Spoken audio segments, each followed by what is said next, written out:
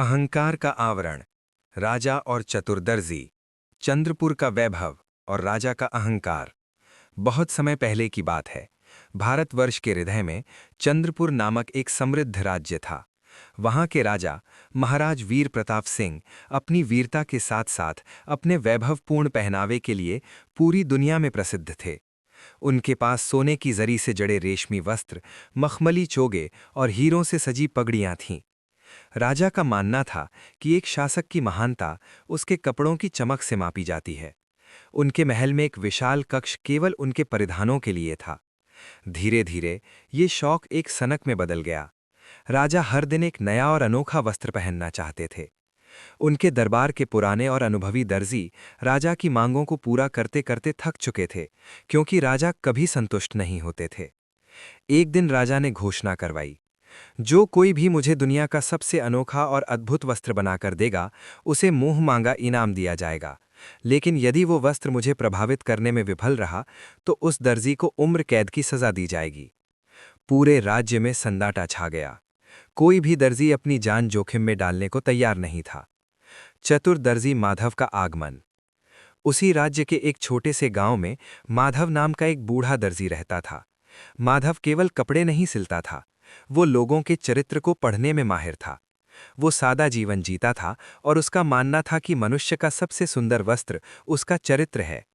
जब माधव ने राजा की घोषणा सुनी, तो उसने सोचा कि राजा को एक सबक सिखाने का यही सही समय है। वो अपनी फटी हुई झोली लेकर राज दरबार में पहुंच गया। दरबारी उसे देखकर हंसने लगे। एक दरबारी ने चुटकी ली, अरे ओ बुढ़े, अपनी फटी कमीज तो सी नहीं पा रहे, राजा के लिए अद्भुत वस्त्र क्या बनाओगे? माधव ने शांत भाव से राजा की ओर देखा और कहा, महाराज, मैं आपके लिए एक ऐसा वस्त्र बना सकता हूं जो न केवल सुंदर होगा बल्कि दिव्य भी होगा। उस वस्त्र की एक विशेषता होगी कि वो केवल उन्हीं लोगों को दिखाई देगा जो अपने पद के योग्य हैं और जिनका मन पवित्र है। जो व्यक्ति मूर्ख है या अपने पद के लायक नहीं है, उसे वो वस्त्र बिल्कुल दिखाई नहीं देगा। राजा वीर प्रताप सिंह इस बात से मंत्रमुग्ध हो गए।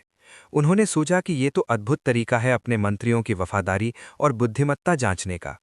उन्होंने माधव को शाही अतिथि गृह में रहने और काम शुरू करने की अनुमति दे दी। अदृश्य बुनाई का खेल। माधव ने शर्त रखी कि उसे काम करने के लिए सबसे कीमती रेशम, सोने के धागे और रत्न दिए जाएं। राजा में तुरंत खजाना खोल दिया। माधव ने एक बड़े कमरे में 2 करघे लगवाए और दिन रात काम करने का नाटक शुरू कर दिया। हकीकत ये थी कि वो कीमती रेशम और सोना अपनी झोली में छिपा लेता था और खाली करघों पर हवा में हाथ चलाता रहता था। कुछ दिनों बाद राजा ने अपने सबसे बुद्धिमान मंत्री को काम की प्रगति देखने भेजा।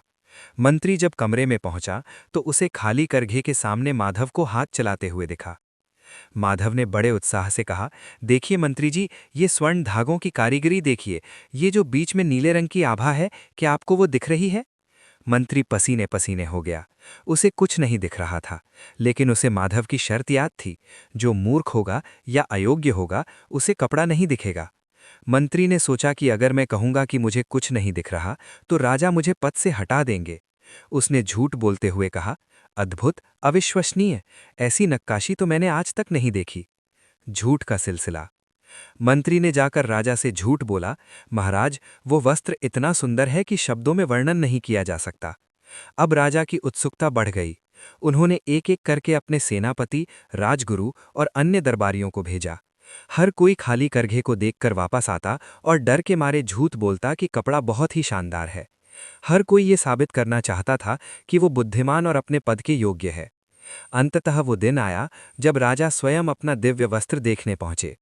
माधव ने हवा में हाथ लहराते हुए कहा, महाराज, सावधानी से कदम रखिएगा, यहाँ फर्श पर वो रेशमी चोगा फैला हुआ है। देखिए, इसकी चमक सूर्य को भी मात दे रही है। राजा ने अपनी आंखें फाड़ फाड़ कर देखा। उन्हें कुछ नहीं दिखा। उनके पैरों तले जमीन खिसक गई। उन्होंने सोचा कि क्या मैं अयोग्य हूं? क्या मैं मूर्ख हूं? मेरे मंत्रियों को तो ये दिख रहा था। अपने डर को छिपाने के लिए राजा ने मुस्कुराते हुए कहा, वाह माधव, तुमने तो कमाल कर दिया। ऐसा वस्त्र पहनकर मैं धन्य हो जाऊंगा। भव्य शोभा यात्रा और सत्य का विस्फोट। नगर के मुख्य उत्सव का दिन आया। माधव ने राजा को अकेले कमरे में वस्त्र पहनाने का नाटक किया। उसने राजा के सारे कपड़े उतरवा दिए और हवा में हाथ घुमाते हुए कहा, महाराज, ये रहा आपका दिव्य कुर्ता, ये रही आपकी जादुई धोती और ये रहा आपका पारदर्शी अंगवस्त्र। राजा निर्वस्त्र खड़े थे, लेकिन उन्होंने खुद को आईने में देखते हुए प्रशंसा की। उन्हें लगा कि शायद उनकी अयोग्यता की वजह से ही उन्हें कपड़ा नहीं दिख रहा। जब राजा दरबार में आए तो सभी दरबारी दंग रह गए। राजा पूरी तरह निर्वस्त्र थे, लेकिन कोई भी कुछ बोलने की हिम्मत नहीं कर सका। हर कोई दूसरे को देख रहा था और मन ही मन सोच रहा था कि शायद सबको दिख रहा है, बस मुझे ही नहीं दिख रहा। मैं चुप ही भला। राजा हाथी पर सवार होकर नगर भ्रमण पर निकले। पूरी प्रजा जय जयकार कर रही थी, लेकिन सबकी आंखों में हैरानी थी। तभी भीड़ में खड़ा एक छोटा बच्चा चिल्लाया, अरे देखो, राजा जी तो नंगे हैं, उन्होंने तो कुछ पहना नहीं है। उस बच्चे की आवाज ने सन्नाटे को चीर दिया। धीरे धीरे दूसरे बच्चे भी चिल्लाने लगे। फिर बड़े बुजुर्गों ने भी फुसफुसाहट शुरू की। अंत में पूरी प्रजा हंसने लगी। राजा नंगा है, राजा नंगा है। बोध और परिवर्तन। राजा को अपनी गलती का एहसास हुआ। उनका चेहरा शर्म से लाल हो गया। उन्हें समझ आ गया कि उनके अहंकार और चापलूस दरबारियों के डर ने उन्हें अंधा कर दिया था। वो तुरंत महल की ओर भागे। उन्होंने माधव को बुलवाया। माधव भागने की कोशिश नहीं कर रहा था, वो वहीं शांति से बैठा था।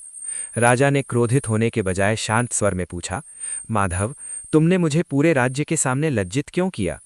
माधव ने हाथ जोड़कर कहा, महाराज, मेरा उद्देश्य आपको अपमानित करना नहीं, बल्कि आपकी आंखें खोलना था। आप बाहरी चकाचौंध में इतने खो गए थे कि आपने अपनों का सच और झूठ पहचानने की क्षमता खो दी थी। ये दरबारी जो आपकी हाँ में हाँ मिलाते हैं, वे आपके शुभचिंतक नहीं, बल्कि अपने पदों के लालची हैं।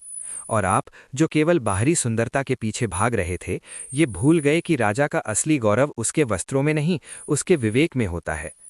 राजा वीर प्रताप सिंह का अहंकार चूर चूर हो गया।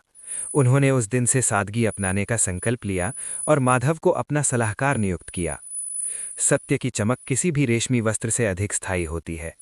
चापलूसी की दुनिया में अपनी आंखों पर विश्वास करना और बिना किसी स्वार्थ के सच बोलना ही मनुष्य का सबसे बड़ा गुण है।